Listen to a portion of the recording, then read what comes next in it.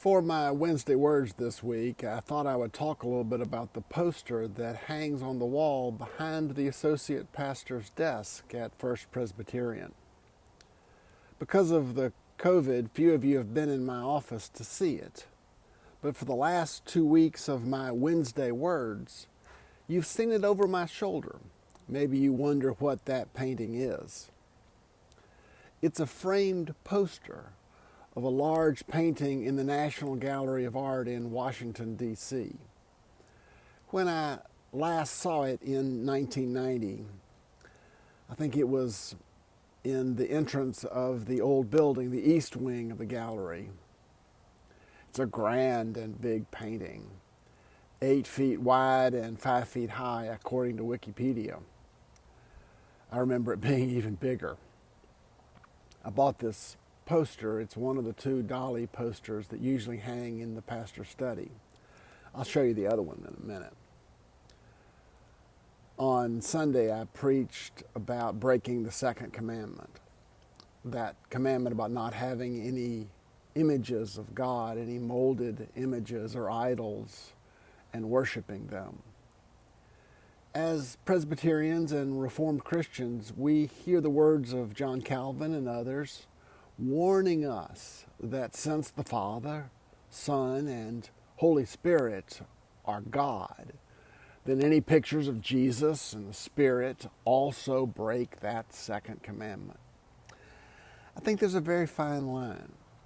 We have stained glass pictures of Jesus in the sanctuary, and I have this picture on my wall, but I often forget it's there.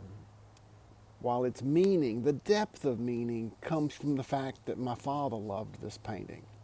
I first saw it as a postcard over his desk at home. I hope I don't idolize Dad or this painting of Jesus, but it's worth being cautious about.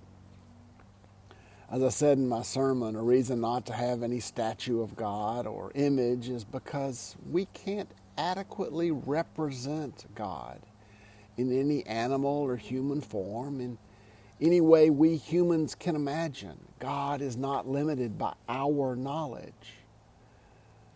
To get back to my poster, Jesus looks awfully white and European.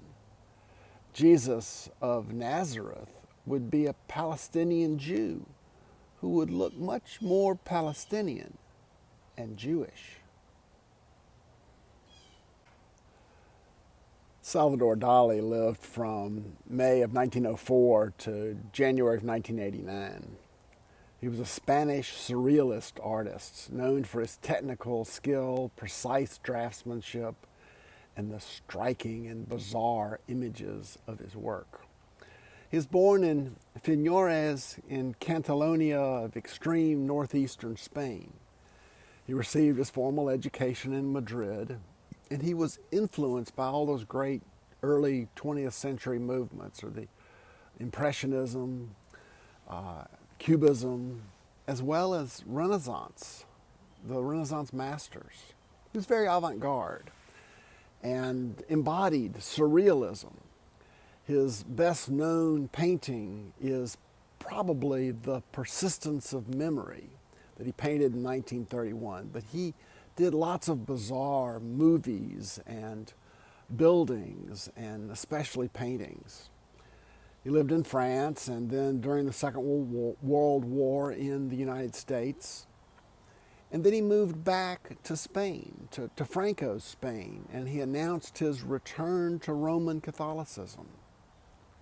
It's really this return to Catholicism and that interests me the most. He developed what he called nuclear mysticism. That's in quotation marks. It's a style based on his interest in classicism, mysticism, and scientific developments. That's enough from Wikipedia. I invite you to read more about him. There's a lot available. What I find so interesting about Dali is that my dad loved his work. Dad was an architect that had a master's degree in fine arts. He had a great eye for design and also a love of Jesus. And so perhaps you can see why Dad loved this painting.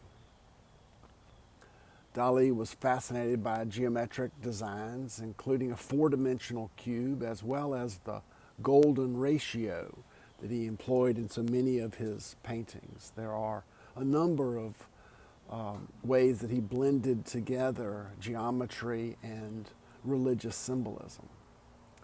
Also in this painting, you see the mountains and the sea, which are near, like the mountains near Dali's home.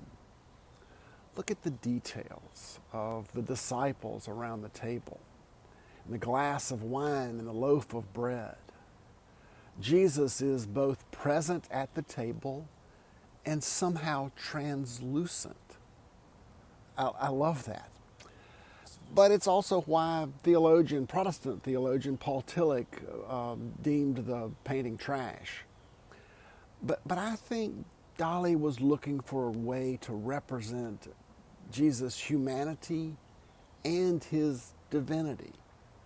As I said, talking about the commandments, we can never fully capture who God is or who Jesus is, and Dali is certainly trying.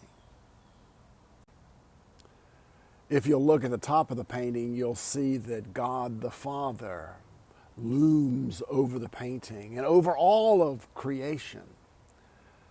Many people see the dove, the Holy Spirit, sitting on Jesus' shoulder. Some people think it's just Jesus' hair. Dali was coy about the presence of the dove when he talked about this painting. I see the dove and the Trinity. I also see the triangle between Jesus' face and the bread and the cup of communion. As you know, one of the two Dali museums in the world is in nearby St. Petersburg, Florida. I've visited twice in the last 5 years. The original painting, The Ecumenical Council, is there. That's the other poster I sometimes have on my wall.